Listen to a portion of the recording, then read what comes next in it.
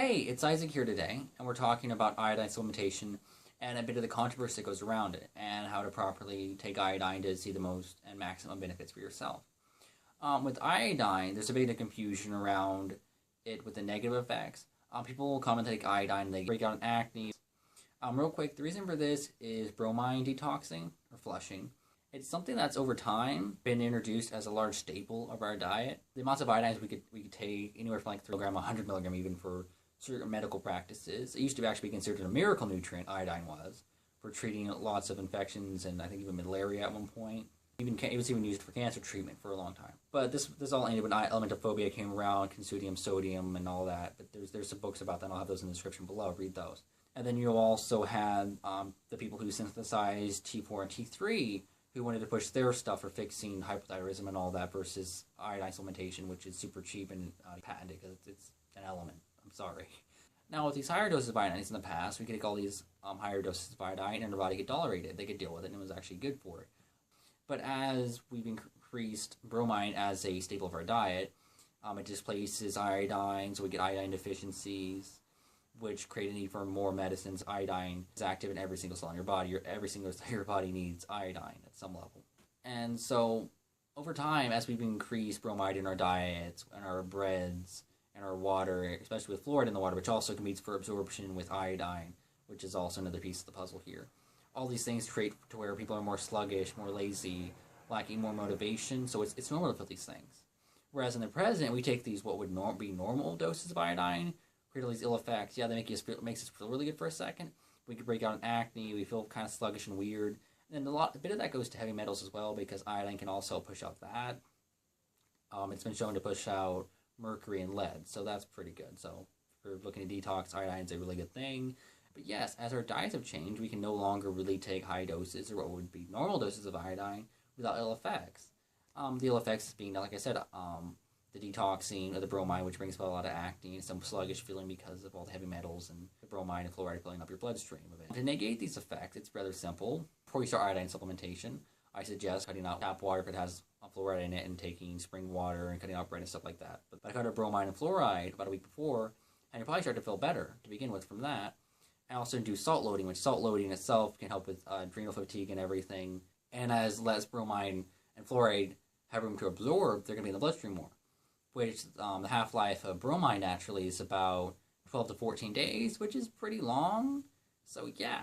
But with salt loading, the half-life's been cut down. This is a common practice in the military. So half-life gets cut down to about 72 hours, which is pretty amazing. And also, salt loading prioritizes in the kidneys bromine 4 excretion, so you're treating more bromine with salt loading. And there's an argument that's saying salt loading won't work, and it actually keeps iodine from being absorbed.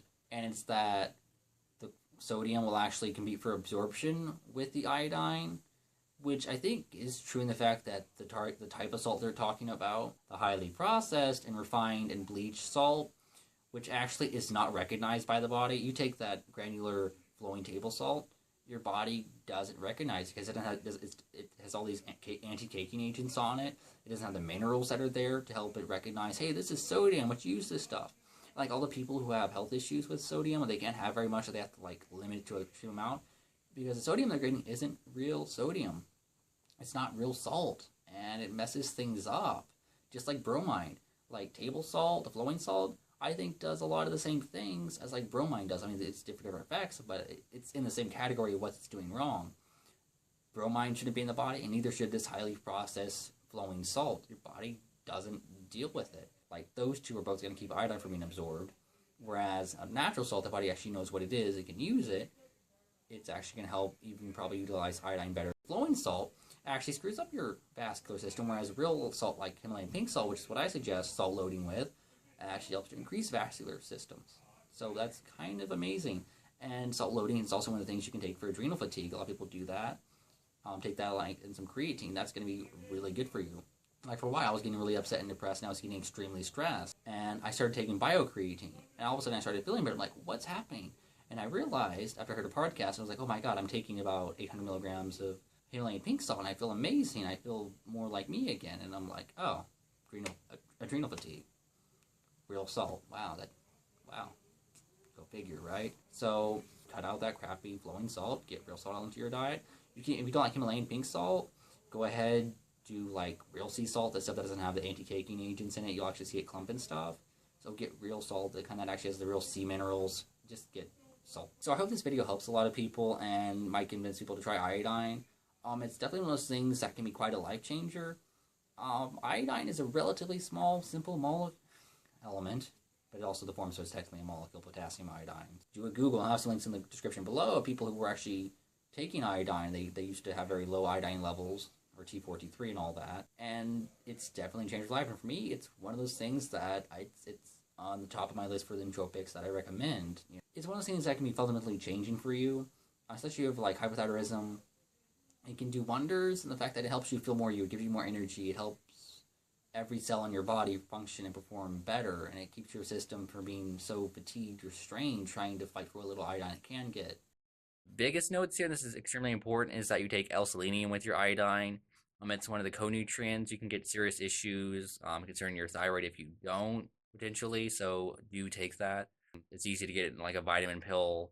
That's where I get most of mine. Mine has 200 mcg, so that's taken care of. Or you can get really cheap as a supplement. It's really inexpensive, almost as inexpensive as iodine. Be wary of going over 30 milligrams. Like if you're getting sick or something, that's fine.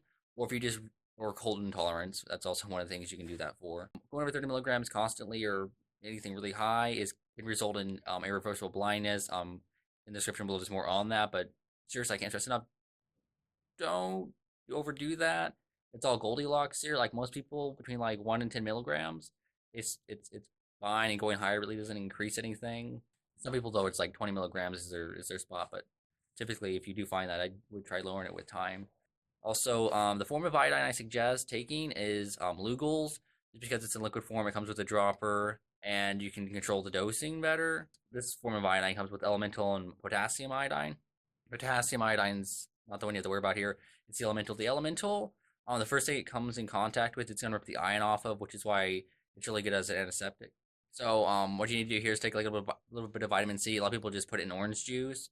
So that way it takes that ion off of the vitamin C. So that way it's fine. Anything left that's vitamin C is going to be good for you anyway. So yeah. So do that.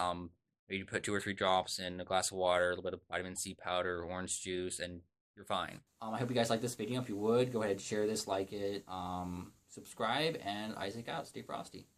Just realized in the video I forgot to include how much iodine and salt loading you should probably be doing with this recommendation, and that should be, you should start around 1 milligram of iodine. You can go lower 800 mcgs when you're going to see the negative effects start to kick in with an acne and the foggy feeling or weird funky feeling from the heavy metals and such, if you're going to go through that. And then also with the salt, aim from like 400 mcg to 2 grams should be good. Find your optimal dose in that yourself. Myself, I am actually on about 8 to 10 milligrams daily, and about 400 to a gram of Himalayan pink salt.